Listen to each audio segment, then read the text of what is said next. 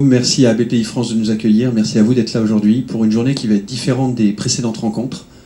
Donc pour cette matinée, on a décidé, l'IFCO, qui est un groupe de passionnés d'excellence opérationnelle, passionnés dans le sens où on se l'applique à soi-même en premier. C'est-à-dire que pour nous, l'excellence opérationnelle, c'est pas une série de méthodes, d'outils qu'on met en œuvre, c'est d'abord comment on se remet en cause pour faire évoluer nos entreprises, nos organisations, quelle que soit la taille. Et je suis très fier que cet institut grandisse depuis 6 ans. Et on passe dans un mode de rencontre où plutôt que ce soit des conférences, qu'on vous présente des choses, on va le vivre. On va vivre comment décliner l'excellence opérationnelle. Donc ça va être un nouveau mode, on va vivre ces fameuses organisations qui veulent évoluer vers des stades de maturité où chacun est impliqué, à sa manière, à sa façon.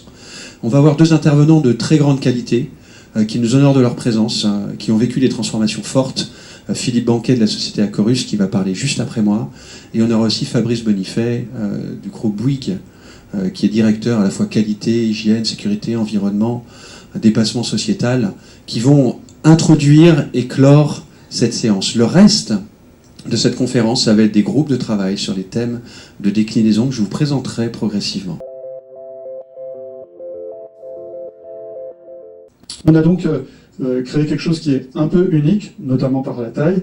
On va dire c'est le one-stop shop de la rénovation, une entreprise unique où tous les savoir-faire nécessaires à la rénovation d'un actif immobilier en site occupé sont réunis et travaillent ensemble.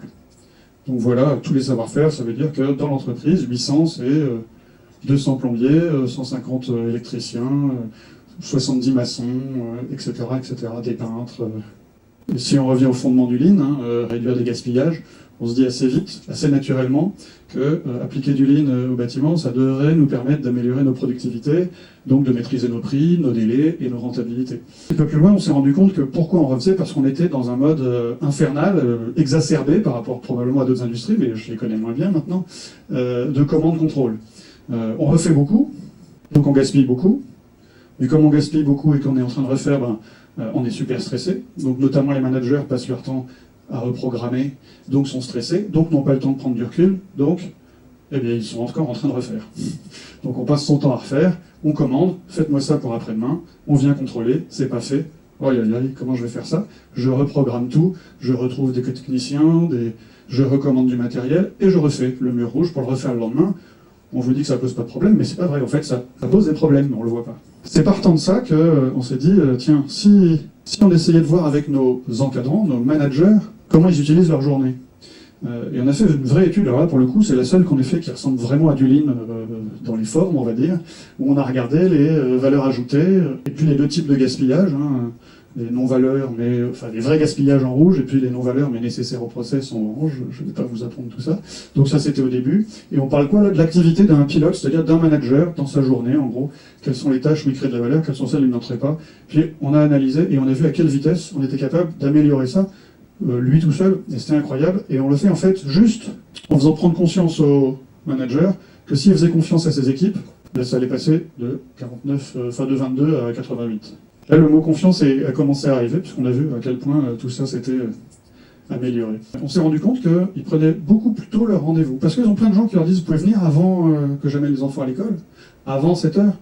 Maintenant, ils disent oui, parce qu'au moins ils savent qu'ils arrivent avec des gens qui sont là, ils les satisfont, ils règlent le problème, ils s'en vont. Des impacts énormes. Au début, ça m'a fait très peur, parce que je dis si on les laisse choisir leur matériel, acheter leur matériel, faire leur stock camion, alors on va perdre de l'argent. Et on est arrivé, je tournais avec des équipes, on arrive chez un client, et le plombier sort sa VMC, donc un petit outil de petit moteur de ventilation motorisé. Il la sort, il dit j'ai acheté la même, j'étais passé avant, j'ai vu que c'était celle-ci, j'ai été acheter la même. Je dis voilà, ça va être beaucoup plus cher que si on avait fait travailler le service achat. Il la sort, il la pose, il la branche, c'est fini. Et il me dit vous voyez, si ça n'avait pas été la même, il aurait fallu faire venir un électricien, parce que moi je ne suis pas électricien. Là c'est les mêmes câbles, je sais que ça va là. Si c'est pas les mêmes, je repars, on demande au client de faire venir un électricien, ou nous on envoie un électricien. La différence de coût entre 5-6 euros de différence sur le produit qu'on aurait peut-être gagné en passant par les achats, et le fait de déplacer un électricien qu'on n'aurait jamais imaginé au niveau des achats, est gigantesque.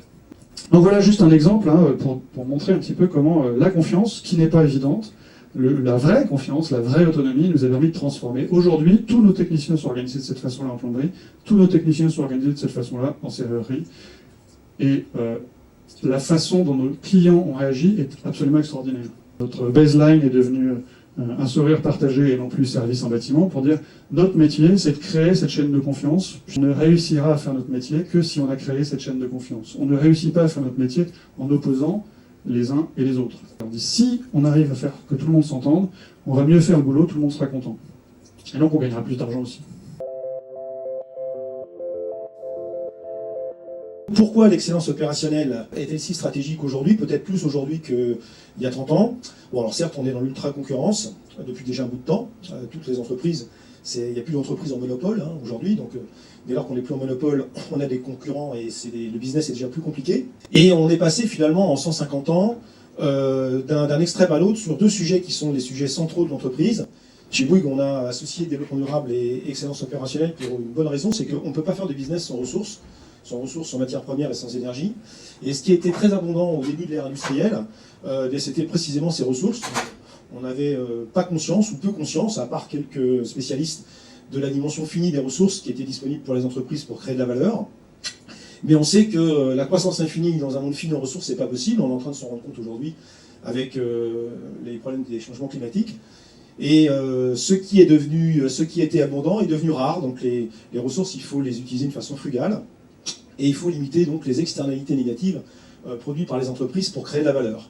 Donc créer ce découplage entre création de valeur perçue par le client et utilisation des ressources, il y a très peu d'entreprises aujourd'hui qui savent faire ça.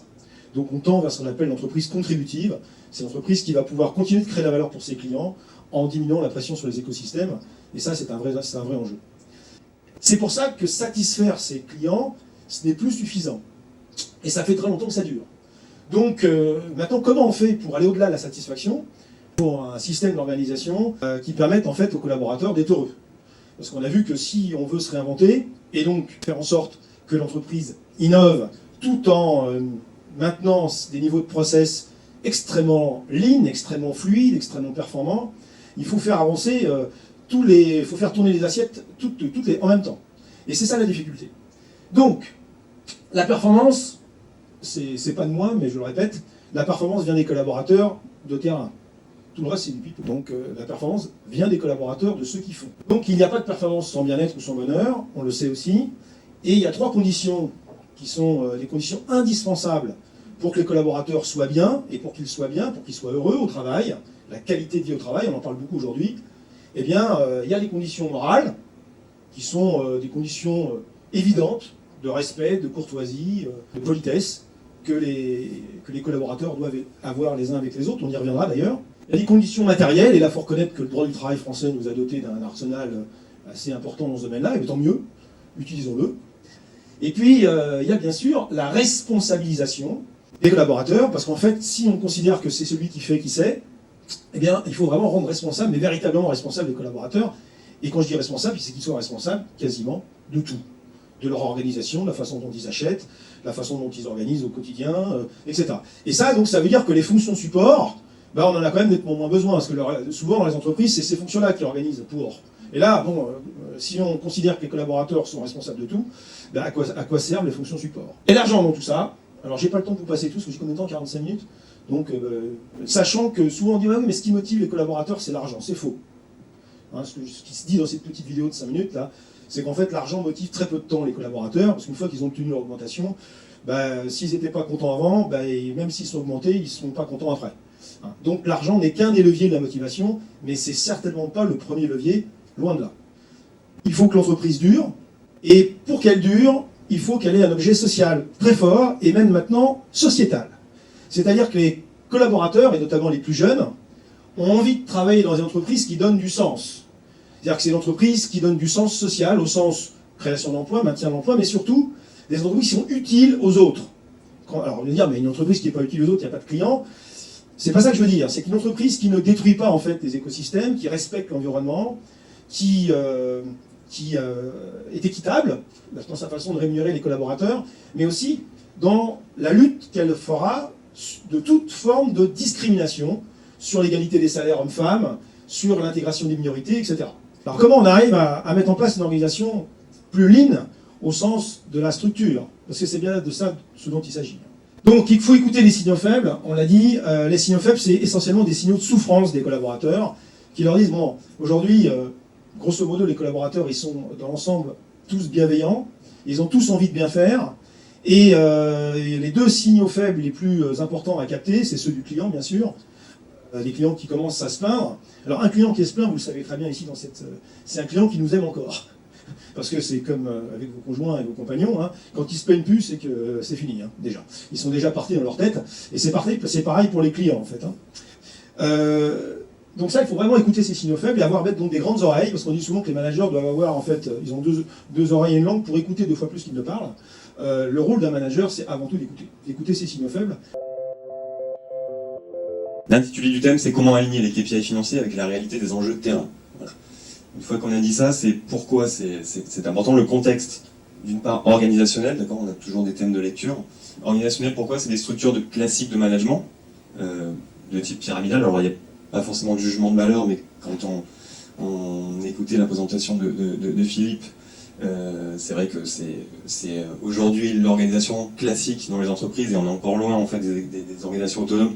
Donc c'est des structures classiques de management que nous connaissons tous, et en fait qui définissent des indicateurs qui sont, à mon sens et à notre sens, en fait exposés du point de vue financier, contrôle d'éjection, et qui de fait, en fait par définition, sont pas appropriés du terrain. Voilà. Et une logique ROI des entreprises qui en fait parlent pas au terrain, tout simplement parce que c'est pas leur thune en fait aux opérationnels. Culturellement, pourquoi c'est une question clé? Ces objectifs chiffrés, on parle de KPI, ils sont, à mon sens, définis selon un critère purement économique, d'accord, et peu selon la raison d'être en fait des entreprises. Ce qui était intéressant aussi dans la présentation qu'on a eue avant, c'est que le branding de la chorus a été changé en disant, ben voilà, notre business c'est de partager le sourire, c'est ça qui était expliqué. Et pas forcément de devenir l'entreprise BTP numéro 1, et donc du coup de faire énormément de rentabilité, même si la conséquence de tout ça, ça a été du coup d'avoir de la croissance. Donc en gros une rupture entre le top management et puis le middle management ou management de terrain. Donc l'idée ici c'est de développer un thème sur l'engagement des dirigeants et des managers dans la déclinaison à tous les niveaux de l'organisation. Donc on adapte la même structure, je crois que ça a été assez bien illustré d'ailleurs dans le cas qui nous a été présenté avant. Le contexte organisationnel, des décisions qui sont prises au sommet, qui peinent à descendre le long de la ligne hiérarchique ou qui donnent le sentiment d'un manque d'implication de la direction générale. Donc ici, comment on fait pour créer du lien entre les différents niveaux. La culture command and control illustre très bien tout à l'heure en fait la problématique culturelle. Hein, on est dans les organisations post-tayloriennes normalement, mais en fait on n'est pas trop. Le chef décide et puis la tendance doit suivre, mais ce modèle il semble ne plus trop fonctionner dans un certain nombre d'organisations. Les dirigeants n'ont pas de temps à consacrer à cela parce qu'ils sont sur d'autres enjeux en fait que cette déclinaison, et ça peut être problématique parce qu'il manque un rouage essentiel en fait dans la déclinaison. Et puis technique, quelles sont les procédures permettant la déclinaison ou les façons de faire. Est-ce qu'il faut des procédures écrites? Si elles sont des procédures écrites, ce qu'on constate souvent, c'est qu'elles sont pas lues, pas comprises, et ça pose problème. Donc là aussi, c'est sans doute un autre mode de management à réorganiser, à réinventer. Je trouve que ça fait bien le lien avec l'exposé qui était présenté juste avant. Donc les questions qu'on voulait vous inviter à développer avec nous, c'était comment renforcer le lien DG opérationnel tout au long de la ligne hiérarchique, comment maintenir la vigilance de la direction générale et des cadres intermédiaires sur le cascading de la performance, et comment créer l'implication de la direction générale et de la ligne hiérarchique sur la déclinaison de la performance.